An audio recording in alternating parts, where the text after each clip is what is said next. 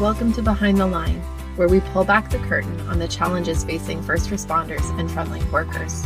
The work you do is unique, and so are the stresses that go with it.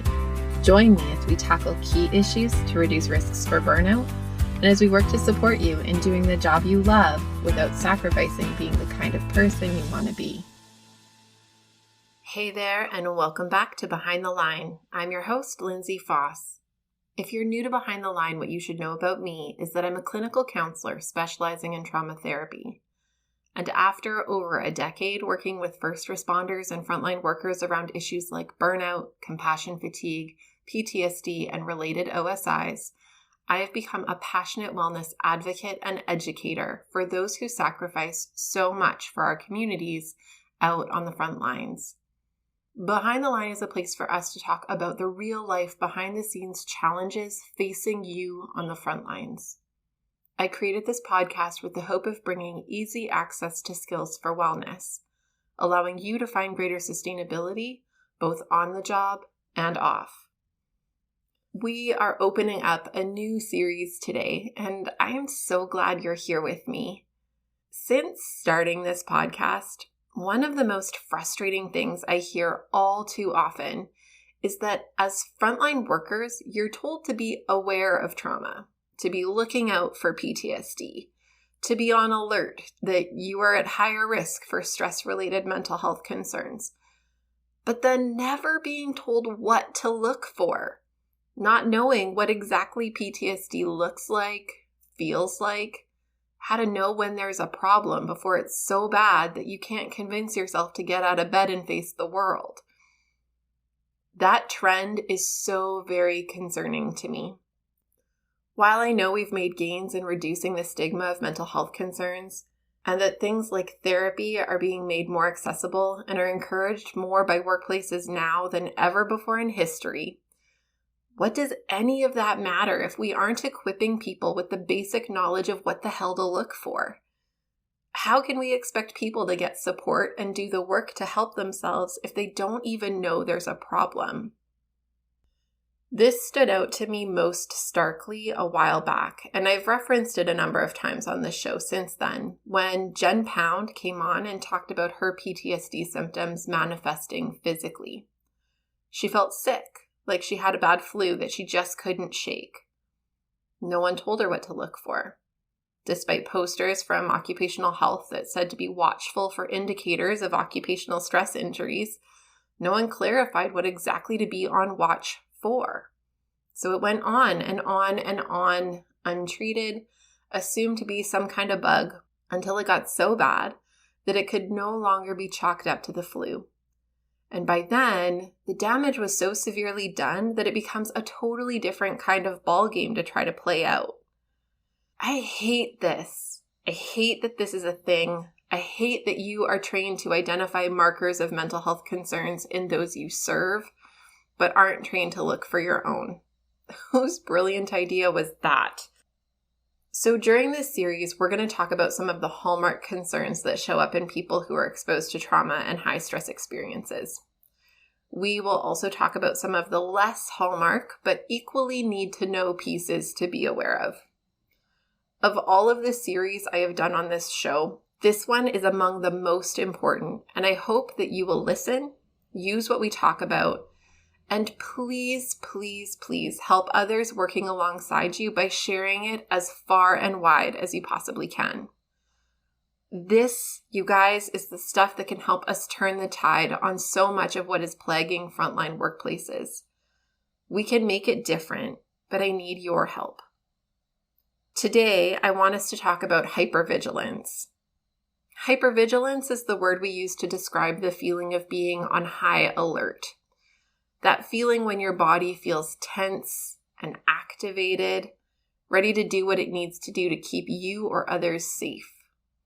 It's an on-edge feeling, a heightened feeling.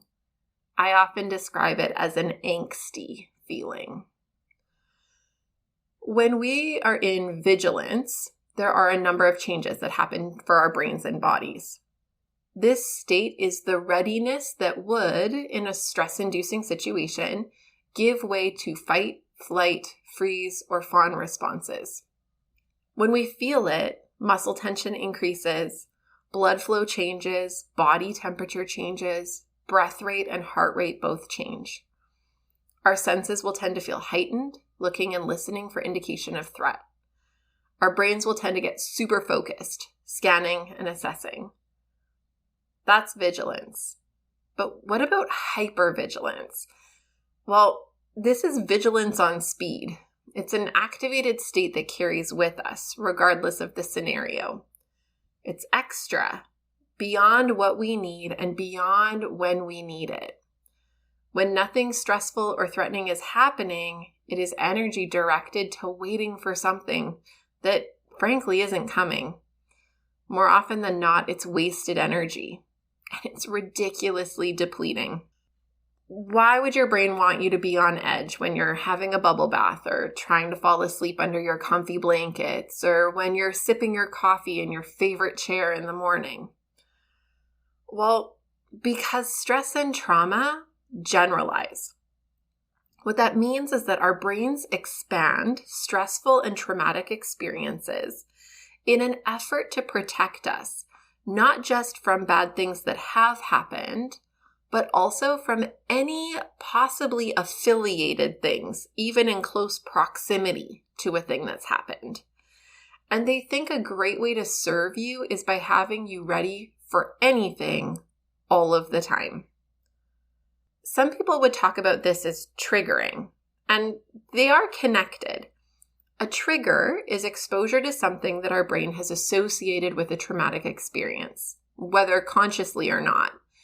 And when our brain picks up on that trigger, it elicits a hypervigilant response, an over-the-top protective activation, even though there's nothing of particular importance to be activated by right this moment. For lots of people, vigilance will come up in very specific situations when triggered by specific stimuli related to specific past events or experiences. For others, their vigilance will feel persistent and unabating.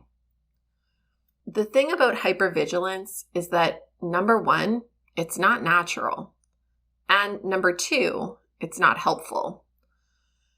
What do I mean by not natural? Well, while vigilance is a natural protective response, hypervigilance does not work with what our bodies were intended to give us. Our bodies are meant to have a reactive, self-protective response to a threat, but it's meant to be very time limited. It's meant to come up, advise me to fight for my life, or run as fast as my feet will take me, or hold my breath and hope to God it's over soon. And then it's meant to subside gradually as our system finds itself in safety again.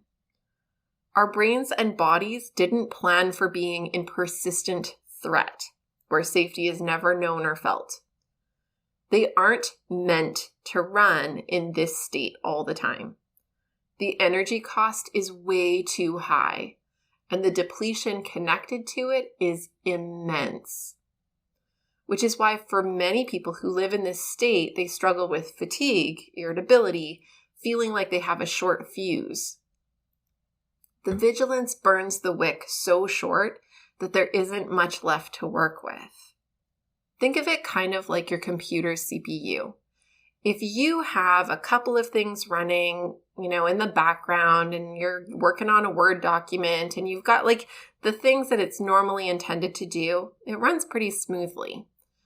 But if you are bombarding it with 10 different high-def video files running simultaneously, it's going to start to lag. It can only pull so much energy draw for so many high-requirement things at the same time. It's not meant to do that for prolonged periods, and it will eventually slow down to the point that it freezes up and doesn't work at all. We are just like that. We are a limited resource. And when we are running in hypervigilance, it is like having too many video files open. On top of that, hypervigilance is rarely helpful. Your brain is choosing to stay stuck in vigilance because it believes that despite not being made to do this, it's better to stay here than lower your defenses and risk something happening you weren't ready for. It's maybe not terrible in theory, But in actual practice, the issue is that your body carries the toll, the cost of being in this activated state for a prolonged period of time.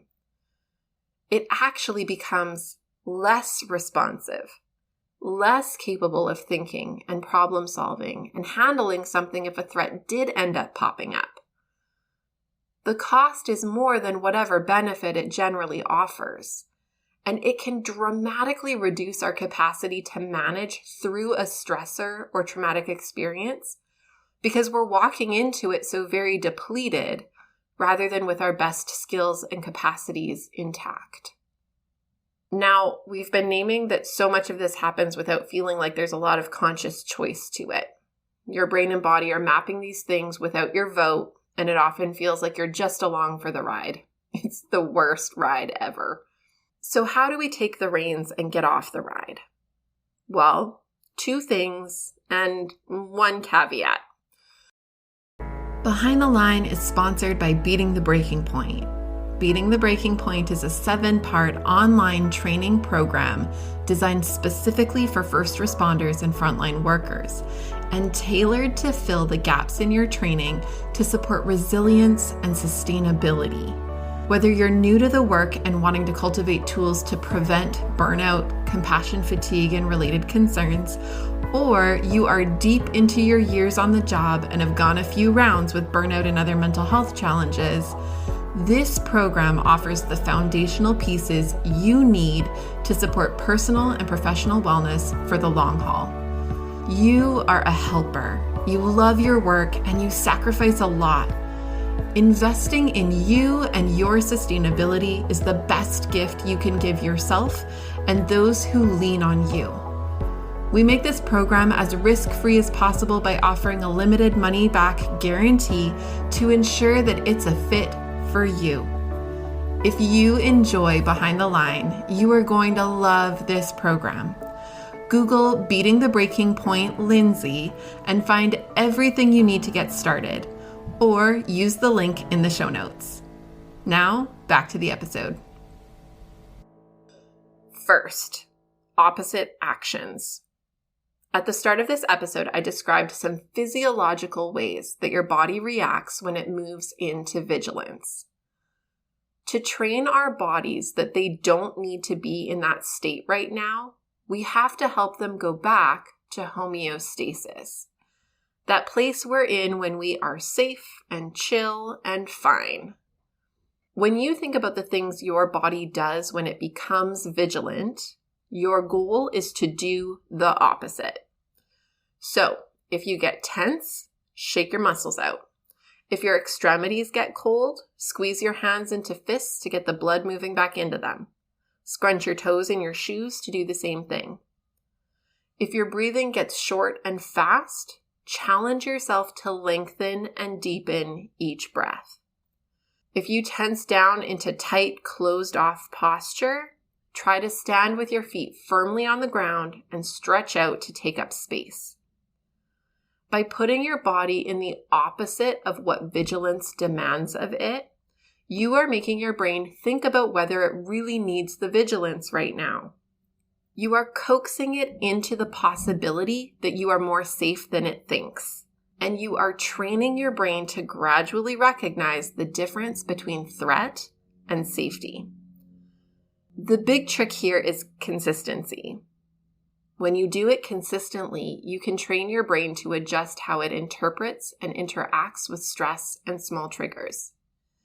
If you aren't consistent with it, your brain easily gets roped back into what it thinks is the safer option, which is to keep you hypervigilant and ready for anything, even as you try to fall asleep in your warm, safe home. Okay, I said 2 things and a caveat. So second, anchor to safety. Safety is a complicated thing because often we've had it until suddenly we didn't. Because of that, it can be hard to convince your brain you're safe because it knows about times when you thought you were safe and you were wrong. Your job here is to look for evidence. Be like a detective. What is there to tell you that you are safe? And what calls into question the safety? If there is a hefty long list of evidence for safety and virtually nothing on the list of evidence to suggest unsafe, then your brain and your body can anchor to that. They can rest easier in knowing that they have fully evaluated the situation to the extent that they're able and recognize that the evidence leans heavily towards this being a safe scenario. It's kind of like when your kid is afraid at nighttime. There are monsters, probably in the closet or under the bed. For sure, they're somewhere. Something bad's going to happen. It's not okay. When you get called into that moment, the job is to help your child see and know that their room is safe. You open the closet, look under the bed, confirm the evidence that says nothing bad is likely to happen here. You can rest easy. You help them anchor to the things that indicate safety. The window is locked. The front door is locked. We are here and will make sure you are safe. While it may not ease every possible ounce of anxiety, it usually does do the trick to calm things down enough to get some rest. The key here is that the evidence lets your brain off the hook for wondering what could be unsafe, because it feels really grounded and clearly connected to what indicates safety. Looking at the evidence and building a case for safety is actually a really important part of the process for people who experience severe and persistent hypervigilance, because safety can sometimes feel unsafe even when it is totally there and present. This is most especially true for people with more complex trauma histories, where environments that were supposed to be safe weren't, where people who were supposed to be safe weren't. When this is our experience, especially from early in life, it wires our brain to link supposed safety directly to unsafety. And we have difficulty finding a feeling of safety almost anywhere. In these cases, our brains have been forced to strongly associate what should be safe with unsafety. And they struggle to tease these apart later in life when we have more capacity to control situations and ensure our own safety. Because of this wiring, we will often have a felt sense of unsafety, even when situations are completely and perfectly safe. Even more than that, we might actually find ourselves with an increased felt sense of unsafety when we are in the presence of safety, because we are actually more familiar and kind of strangely comfortable with unsafe. It's known and predictable, kind of like the evil we know being better than the evil we don't know. For some, safety can feel threatening because we don't know what to do with it. We don't know how to trust it. We don't know who we are or how to be in it. The problem in these situations is that we're relying on our feelings as the only source of viable information. While our feelings are an important source of information, and ones we should listen to and take into consideration, they are easily skewed given our wiring, and we need to make sure we check them against other sources of data. This is where evidence comes into play. My feelings are telling me I am unsafe, but all of the evidence suggests safe. I can be informed by the feeling, but also give weight to the evidence. I might then act from a cautious, but more open place. And as I have more evidence, I can then use this to train my emotions to know the difference between safety and unsafety. Regardless of whether you've known safety and struggle with hypervigilance now in certain types of situations, or if you have always struggled with safety and experienced hypervigilance in many spaces almost all of the time, the job is the same. Develop attunement to evidence for safety and anchor to it. Notice it. Really pay attention to it. Examine the evidence and let it build the case for your brain to take it down a couple of notches. When you can combine these two skills, opposite actions to de-escalate hypervigilance, and using evidence to anchor back to safety, you will find yourself conquering hypervigilance so much more often than you are currently feeling conquered by it. Not only that, you will have 2 active and awesome tools in your toolkit that you can use to help others in your life to de-escalate and regulate when they are struggling, which I will tell you from lots of experience includes kiddos. If you parent kids who struggle with feeling anxious, overwhelmed, and have a hard time settling, opposite actions are awesome because they don't have to reason or logic their way out of how they're feeling. They can just move their bodies through it. It doesn't even have to look like you're trying to address it. I have seen my kids struggling with something and switched on Nintendo Sports or the Just Dance game on our gaming system and jumped into challenging them. They're competitive like their mom and can't say no to a challenge. Even without saying, hey, I notice you seem shut down or anxious or upset, I can get their bodies moving it through.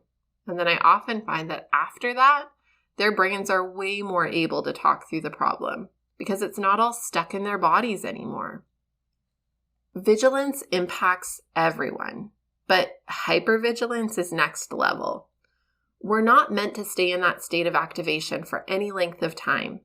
So if you're finding yourself here more than you should be, I hope you'll use these tools with consistency and intentionality. They absolutely do make a difference. And if you do try it out, I would love to hear about it. As we wrap up today, I want to remind you to please reach out and connect if you have any questions or feedback.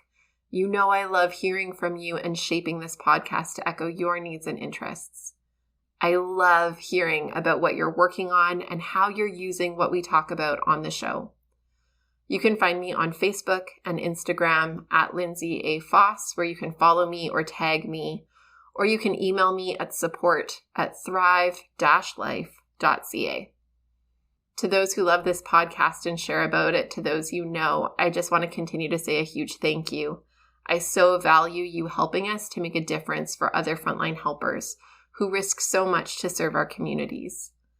Know that we can be found online on our website, on most major podcast platforms, as well as on YouTube. We make all of our resources available to you because the work you do matters. But more than that, you matter. And we want to make sure you have what you need to keep up the good work at work, as well as in your real life outside of the work. So use it and share it. And until next time, stay safe.